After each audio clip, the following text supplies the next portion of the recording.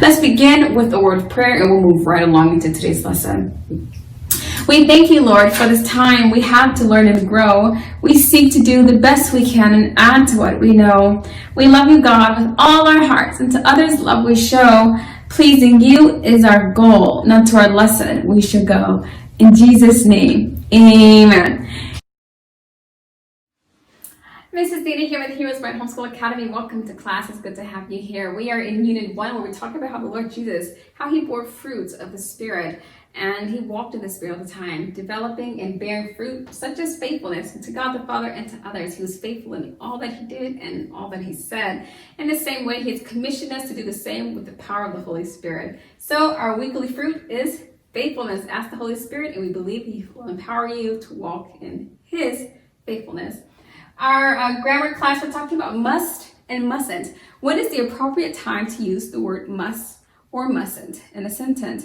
Well, oftentimes, and most likely, whenever you're being told to heed to something very, very important, you hear mom and your daddy say, you must never do that.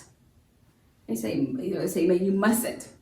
You must do this, you mustn't do that. That word must and the word mustn't are words used to describe a sense of importance, a sense of significance.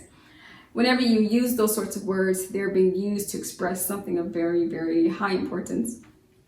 We're talking about faithfulness, so we could say you must always be faithful to Jesus, or you mustn't be unfaithful to the gospel, or you must always obey your parents, or you mustn't listen to, mustn't follow the devil.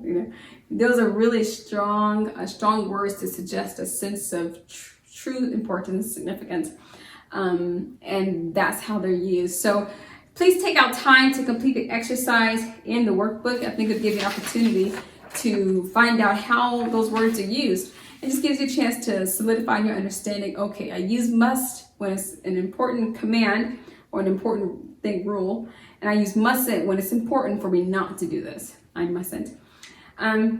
Yes, thank you so much for coming to class. That's all I have for you today. Until next time, remember, Jesus loves you, and so do we. God bless. I'll be your hero's buddy, and as you study with HeroesMart, I will be your friend. So don't you